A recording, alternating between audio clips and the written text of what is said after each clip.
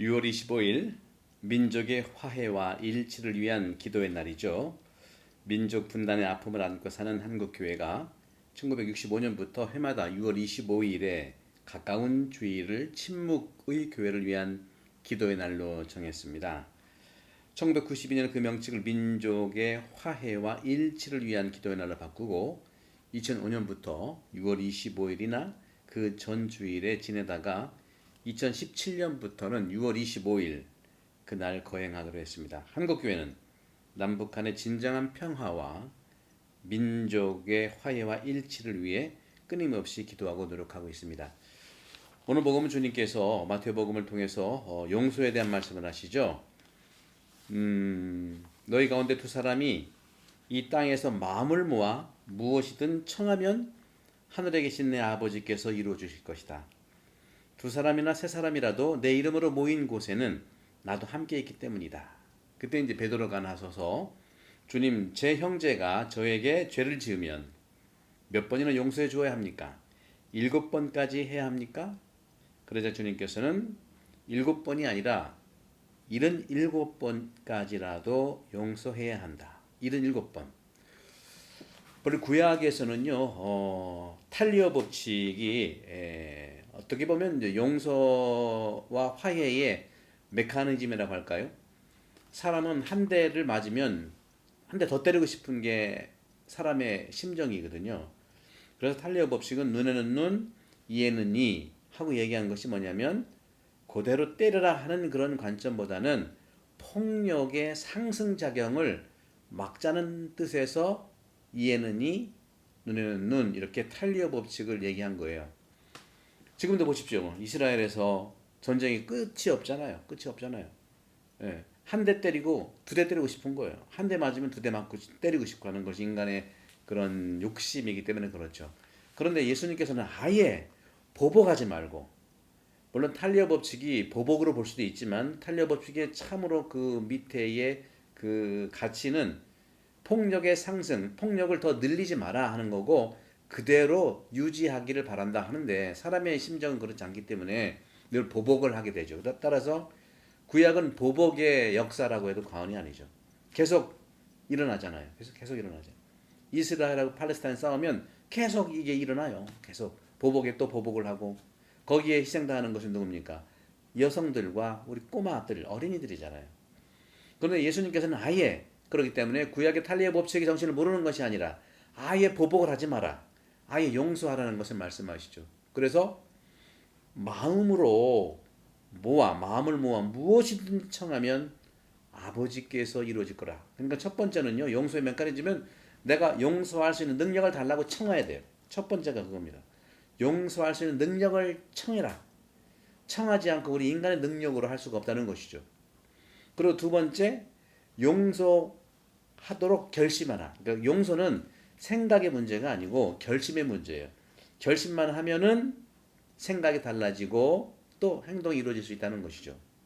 그리고 세 번째는 참 쉽지 않은 일이지만 나한테 잘못한 그 원수에 대해서 기도하라는 겁니다. 기도하라는 거. 그 원수가 잘 되기를. 이것이 주님께서 말씀하시는 주님의 기도에도 우리에게 잘못한 저희에게 잘못한 사람을 저희가 용서하듯이 저희 죄를 용서하시고, 그런 점에서 용서라고 하는 것은 이렇게 합리적으로 따져보면은 억울한 점이 참 많죠. 내가 저 사람만 없으면 내가 살겠다. 아니 주님, 딴 사람은 다 용서할 수 있는데 저 한 사람만큼은 벌 주세요. 이런 부분이 있잖아요. 심정 이해 가고 그렇습니다. 하지만 주님께서 하시는 말씀은 뭐냐면은 7번이면 되겠습니까? 하는 베드로의 용서의 횟수에 예수님은 이런 7번, 이런 7번이 아니라 이런 7번까지라도 용서해야 된다. 이것은 바로 내가 시편에도 그런 것이 있습니다. 시편 7장 9절에 7편 9절 10절에 하느님께서 하느님 저들을 용서하소 저들을 벌하소서 하는 것이 나와요.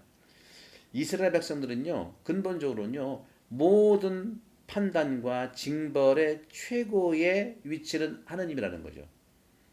시편 기도라고 하는 것은 계속 탄원의 시편이에요. 저 사람을 없애주소서, 저 사람을 벌해주소서. 인간이 벌하는 대상이 아니라는 것이죠.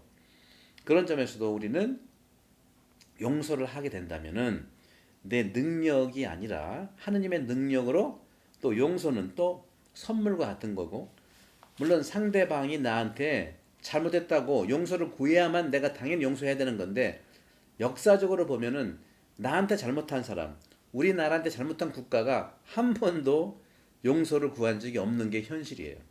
그러니까 나는 계속 분노가 나고 쌓이고 또 보복하는 그런 마음만 생기고 잠도 못 자는 거예요.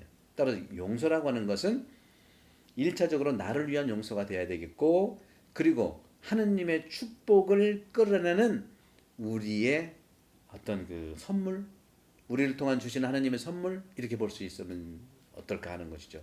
참 쉽지 않습니다. 하지만 한번 결심해 보세요. 용서를. 그러면 생각도 바뀌고 그렇습니다. 다만 화해는요. 오늘 우리 이 6월 25일이 민족의 화해와 일치를 위한 기도의 날이잖아요. 이 화해와 일치는요. 용서가 전제돼야 되죠.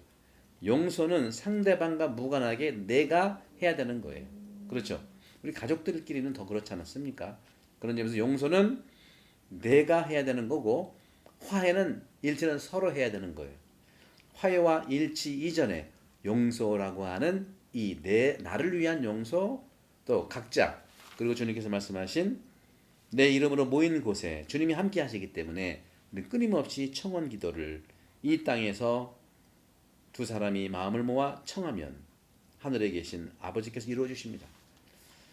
교황님께서 누차 정말 북한을 방문하기를 원하시고 있죠. 또 정말 우리 기도해 봅시다.